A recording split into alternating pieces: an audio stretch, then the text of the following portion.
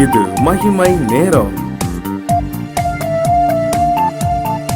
ஆண்டவரும் உலக ரட்சகருமாய் இருக்கிற இயேசு கிறிஸ்துவின் ஈடு இணையற்ற பரிசுத்த நாமத்தில் மகிமை நேரம் நிகழ்ச்சிக்கு வந்திருக்கும் யாவரையும் அன்போடு கூட நான் வாழ்த்தி வரவேற்கிறேன். நேற்றைய நாளிலே நாம் ஆதியாகமத்தின் புஸ்தகம் 11ஆம் அதிகாரம் அதனுடைய 1ஆம் வசனம் முதல் 12ஆம் வசனம் வரைக்கும் நாம் தியானித்தோம்.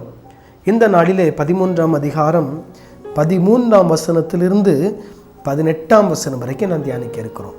இந்த நாளிலும் ஆதியாகமத்தின் புஸ்தகம் 13ஆம் அதிகாரம் அதனுடைய 13ஆம் வசனத்திலிருந்து 18ஆம் வசனம் வரைக்கும் நாம் தியானிக்க இருக்கிறோம். இங்கே 13ஆம் வசனம் சொல்லுகிறது, சோதோமின் ஜனங்கள் பொல்லாதவர்களும் கர்த்தருக்கு முன்பதாக மகா பாவிகளுமாய் இருந்தார்கள். யாரு போனது? லோத்து போன பகுதி. பொல்லாத ஜனங்கள் மகா பாவிகள். யாருக்கு முன்னால? கர்த்தருக்கு முன்னால. 14ஆம் வசனம் சொல்லுகிறது, லோத்து ஆபிரகாமை விட்டு பிரிந்த பின்பு கர்த்தர் ஆபிராமை நோக்கி, உன் கண்களை ஏறெடுத்து நீ இருக்கிற இடத்திலிருந்து வடக்கேயும் தெற்கேயும் கிழக்கேயும் மேற்கேயும் நோக்கிப்பார். ஆண்டவர் சொல்றாரு, நீ இருக்கிற இடத்திலிருந்து எங்கெல்லாம் நோக்கி பார்க்க சொல்ற? முதலாவது, உன் கண்களை ஏறெடுத்து நீ இருக்கிற இடத்தில் இருந்து வடக்கேயும் தெற்கேயும் கிழக்கேயும் மேற்கேயும் நோக்கிப்பார். இதெல்லாம் நோக்கி பார்க்க சொல்றார். சொல்லிட்டு 15ஆம் வசனத்தில் சொல்றார், நீ பார்க்கிற இந்த பூமி முழுவதையும் நான் உனக்கும் உன் சந்ததிக்கும் என்றைக்கும் இருக்கும்படி கொடுத்து.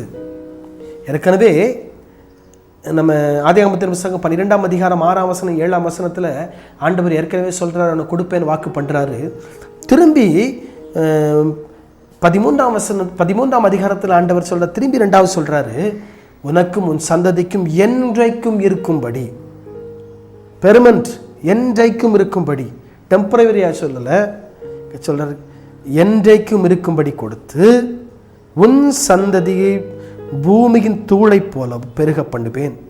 ஒருவன் பூமியின் தூளை எண்ணக்கூடுமானால் உன் சந்ததியும் எண்ணப்படும். சொல்றார் பாருங்க, பூமியின் தூளை போல பெருக பண்ணுவேன். ஒருத்தன் பூமியின் தூளை எண்ணக்கூடுமானால் உன் சந்ததி எண்ணப்படும். அந்த அளவிற்கு உன் சந்ததியை நான் பெருக பண்ணுவேன்.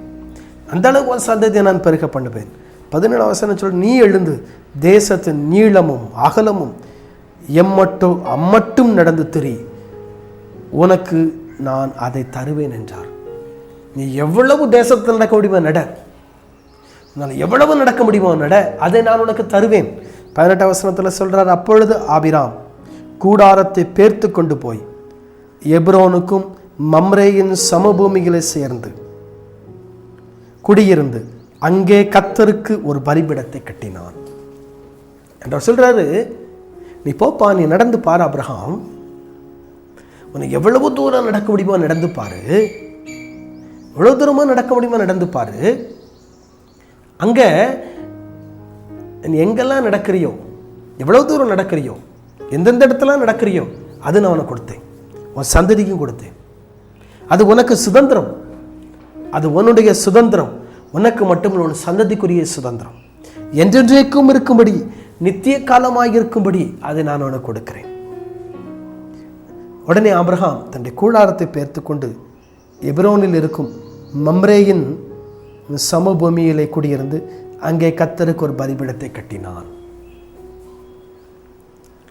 பாருங்க, ஆண்டவர் ஆபிரகாமுக்கு 2வது முறையும் தான் கொடுத்த வாக்கு தத்தத்தை, தான் சொன்ன காரியத்தை ஆண்டவர் உறுதிப்படுத்துகிறார். கொடுப்பேன்னு சொன்னாரு, திரும்பி உறுதிப்படுத்துறாரு. நான் சொன்னதை செய்யக்கூடிய ஆண்டவர் ஒரு மனுஷனுக்கு ஒன்று கொடுப்பேன்னு சொன்னார்னா கண்டிப்பாக கொடுப்பார். அது சில நேரங்களில் காலதாமதம் ஏற்படலாம். இங்கே ஆண்டவர் ஆபிரகாமுக்கு சொன்னார், நான் அவனுக்கு இந்த தேசத்தை பின் சந்ததி கொடுப்பேன்னு சொன்னார். ஆனால் பின் சந்ததியர் எகிப்துக்கு அடிமையாக போனாங்க. 430 வருஷம் 430 வருஷம் பின் சந்ததியார் எகிப்திலே அடிமையாக இருக்கிறார்கள். ஆனால் அது முடிஞ்ச பிறகு திரும்பி தேசத்துக்கு வர்றாங்க. திரும்பி கொஞ்ச நாட்கள் தேசம் நல்லா இருக்குது. அதுக்கு பிறகு கிபி 70 முழுவதும் அழிக்கப்படுகிறது. அதற்கு முன்னால நேபுகாத்நேச்சாரால் அழிக்கப்படுகிறது. அதுக்கு பிறகு திரும்பி வர்றாங்க. எருசலேமின் மதில்கள் கட்டப்படுகிறது, தேவாலயம் கட்டப்படுகிறது. அதுக்கு பிறகு 2வது இந்த தேவாலயங்கள் எல்லாம் அழிக்கப்படுகிறது. ஒன்றும் இல்லாமல் அழிக்கப்படுகிறது. அழிக்கப்பட்ட தேவாலயம் இன்று வரைக்கும் கட்டப்படவில்லை. அது கட்டப்படும். அவர் இயேசு கிறிஸ்துவின் வருகை வரும் என்று சொல்லி நமக்கு தெரியும். ஒன்றுமில்லாமல் அழிக்கப்படுகிறது அந்த தேவாலயம். ஆனா கர்த்தர் சொல்றாரு, எல்லாம் அழிக்கப்பட்டு ஆனா ஏற்கனவே ஆபிரகாமுக்கு வாக்கு கொடுத்திருக்கிறார், என்றைக்கும் இருக்கும்படி நான் கொடுப்பேன். 430 வருஷம் அடிமையா இருக்கிறாங்க. அது திரும்பி வர்றாங்க. திரும்பி வந்த பிறகு பாபிலோன் தேசத்திற்கு அடிமையா போறாங்க. அதுக்கு பிறகு கிபி 70 மீண்டும் தேசம் அழிக்கப்படுகிறது, ஒன்னிலாமாக்கப்படுகிறது. இஸ்ரவேல் ஜனங்கள், யூதர்கள் சிதறடிக்கப்படுகிறார்கள். பற்பல தேசங்களுக்கு அவங்க போறாங்க, பல இடங்களுக்கு அவங்க போறாங்க. நிறைய பேர் கொலை செய்யப்படுகிறாங்க. நிறைய பிள்ளைங்க கொலை செய்யப்படுகிறாங்க. எல்லாம் முடிஞ்சு போன சூழ்நிலை, ஒண்ணுமே இல்லாத சூழ்நிலை. ஆனா கர்த்தர் கொடுத்த வாக்கு தத்தம் நிறைவேறினது. இன்னைக்கு அது ஒரு தேசமாய் இருக்கிறது, ஒரு நாடாய் இருக்கிறது. இஸ்ரவேல் தேசத்தினுடைய அந்த தேசிய கீதம், நேஷனல் ஆந்தத்தை கேட்டு பார்த்தீங்கன்னா தெரியும். அதில் ஒரு வார்த்தை சொல்லுவாங்க, இது வாக்கு தத்தம் பண்ணப்பட்ட தேசம். It's a promise land. அந்த பாடலை நீங்கள் கேட்டு பாருங்க தெரியும். It's a promise land. வாக்கு தத்தம் பண்ணப்பட்ட ஒரு தேசம். வாக்கு தத்தம் பண்ணப்பட்ட தேசத்தை நாங்கள் சுதந்திரித்திருக்கிறோம். இது எங்கள் நாடு, எங்கள் இஸ்ரவேல் தேசம். வாக்கு தத்தம் பண்ணப்பட்ட ஒரு தேசம். ஆபிரகாமுக்கு வாக்கு தத்தம் பண்ணப்பட்ட ஒரு தேசம். ஆண்டவருடைய பிள்ளைகளாகிய நமக்கும் கர்த்தர் ஒரு வாக்கு தத்தத்தை கொடுத்திருக்கிறார். இதோ உலகத்தின் சகல நாட்களிலும் நான் உங்களோடு கூட இருக்கிறேன். நான் உங்களோடு கூட இருக்கிறேன். உலகத்தினுடைய சகல நாட்களில் நான் உங்களோடு கூட இருக்கிறேன். It's a promise from God. ஆண்டவருக்கு நமக்கு கிடைத்த ஒரு வாக்குத்தத்தம், கர்த்தரிடத்தில் நமக்கு கிடைத்த ஒரு வாக்குத்தத்தம்.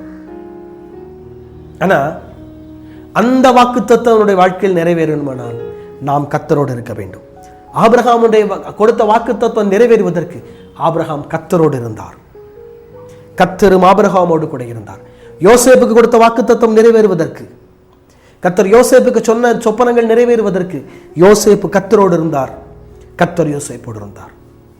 உங்களுடைய வாழ்க்கையிலும் கர்த்தர் சொன்ன வாக்குத்தத்தங்கள், வேதத்தின் மூலமாய் கர்த்தர் பேசின காரியங்கள் உங்கள் வாழ்க்கையில நிறைவேற வேண்டுமானால் நீங்கள் கர்த்தரோடு இருக்க வேண்டும்.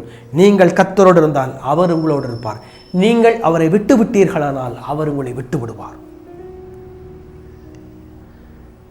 அவருடைய கரத்தை பிடித்து கொண்டீர்களானால், அவருடைய கையை நீங்க பிடிச்சுக்கிட்டீங்கன்னா அவர் உங்கள் கையை பிடிப்பார். அவர் உங்க கையை பிடிச்சிட்டாருன்னா அவ்வளவுதான், விட மாட்டார். நீங்க பிடிச்சிங்கன்னா விட்டுருவீங்க. அவர் பிடிச்சாருன்னா விட மாட்டாரு. நீங்க ஆண்டவரே நீர் என் கையை பிடிச்சு நடத்துங்க ஆண்டவரேன்னு சொன்னா நடத்தக்கூடியவர், நடத்துவார். தலைகள் தாழ்த்தி ஜெபிப்போம். தகப்பனே உமக்கு ஸ்தோத்திரம். ஆபிரகாம் கொடுத்த வாக்குத்தத்தத்தை நீர் உறுதிப்படுத்தினீர். அதில் உண்மை உள்ளவராயிருந்தீர். 2வது மட்டும் சொன்னீர், இந்த தேசம் சொந்தமாய் கொடுப்பேன்னு சொல்லி. இன்னைக்கு அந்த தேசம் பெரிய தேசமாய் இருக்கிறது ஆண்டவரே. வாக்குத்தத்தம் பண்ணப்பட்ட தேசம் அது. உலக நாடுகளில் அது சின்ன தேசமாயிருந்தாலும் செய்யக்கூடிய ஒவ்வொரு காரியங்களும் பெரிய காரியங்கள் அந்த தேசத்தில் செய்து கொண்டிருக்கிற தேசம். எங்கள் ஆண்டவர், நீர் எங்களுக்கு வாக்குத்தத்தம் கொடுத்திருக்கிறீர். அதை நிறைவேற்றுவதற்கு உண்மை உள்ளவராயிருக்கிறீர். நாங்கள் ஆண்டவரே அது நிறைவேறுவதற்கு நாங்கள் உண்மை உள்ளவராக தோபிச்சு. இந்த மகிமை டிவி ஆசீர்வதி பொறுப்பெடுத்துக் கொள்ளும். இயேசு கிறிஸ்துவின் நாமத்தில் ஜெபிக்கிறேன் பிதாவே. ஆமேன், ஆமேன்.